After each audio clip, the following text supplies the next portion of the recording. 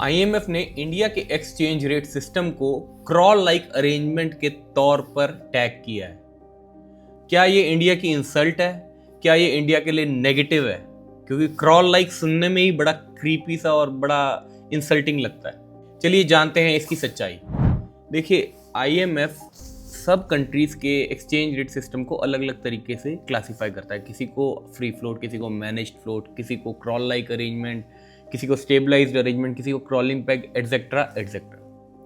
और हम as a Indians ये समझते हैं कि हमारा जो एक्सचेंज रेट सिस्टम है वो मैनेज्ड एक्सचेंज रेट सिस्टम है, और इसको हमारे देश में इसलिए कहा जाता है क्योंकि जब भी रुपी ज़्यादा डीवैल्यू होने लगता है, आरबीआई इंटरवीन करती है और रुपी की डीवैल्यूएशन को रोकती है by using non deliverable forward contracts where RBI shorts USD and buy INR, ताकि उसकी अब्रप्ट मूवमेंट्स और आरबीआई ये बोलती है कि मेरे को रुपी की डीवैल्यूएशन से कुछ लेना देना नहीं है, मेरे को उसकी अब्रप्ट डीवैल्यूएशन से लेना देना है। तो उसकी वॉलेटिलिटी को घटाने के लिए कि ज़्यादा वॉलेटाइल ना हो आईएनआर, आरबीआई बार बार टाइम से इंटरवीन करता है, और इसकी वजह से इसको क्रॉल लाइक अरेंजमेंट के तौर पर क्लासीफाई किया गया आईएमएफ में।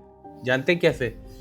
क्रॉल लाइक अरेंजमेंट होता है जब किसी भी देश की फॉरेन करेंसी जो है, मतलब उसकी अपनी करेंसी जो है, वो 6 महीने से ऊपर तक 2% बैंड के अंदर ही घूमती रहे, एक पर्टिकुलर रेंज। और आईएनआर जो है वो भी इसी तरीके से पिछले काफ़ी टाइम से एक रेंज बाउंड वे में घूम रहा है। मार्केट फोर्सेस जब भी उसके रियल प्राइस को डिटरमाइन करने की कोशिश करती हैं, आरबीआई आता है और जा इंटरवीन करके उसको हिला देता है और उसको उसी रेंज में रखने की कोशिश करता है।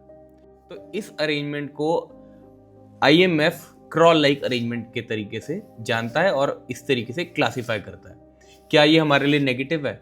देखिए, अगर आप एक्सपोर्टर हैं या आप इंपोर्टर हैं या फिर आप फॉरेन इंस्टीट्यूशनल इन्वेस्टर हैं या कोई भी ऐसे पार्टिसिपेंट है जिनको फॉरेन एक्सचेंज रिजर्व में के अंदर पार्टिसिपेट करने की ज़रूरत पड़ती है, जिनको यूएसडी चाहिए होता है या आईएनआर चाहिए होता है, तो आपको एक स्टेबलाइज्ड रेजीम चाहिए।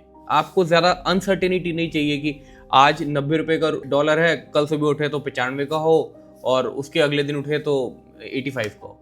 आप चाहेंगे कि सर्टेनिटी, और वही आरबीआई एश्योर करती है। तो इंडिया के लिए ये नेगेटिव नहीं है, ना ही हमारी जो रेटिंग्स हमें मिलती हैं अलग अलग रेटिंग एजेंसी से, उस पर कोई इम्पैक्ट आता है, और ना ही हमारी फाइनेंशियल कंडीशन पे कोई इम्पैक्ट आता है। इनफैक्ट ये पॉजिटिव ही है।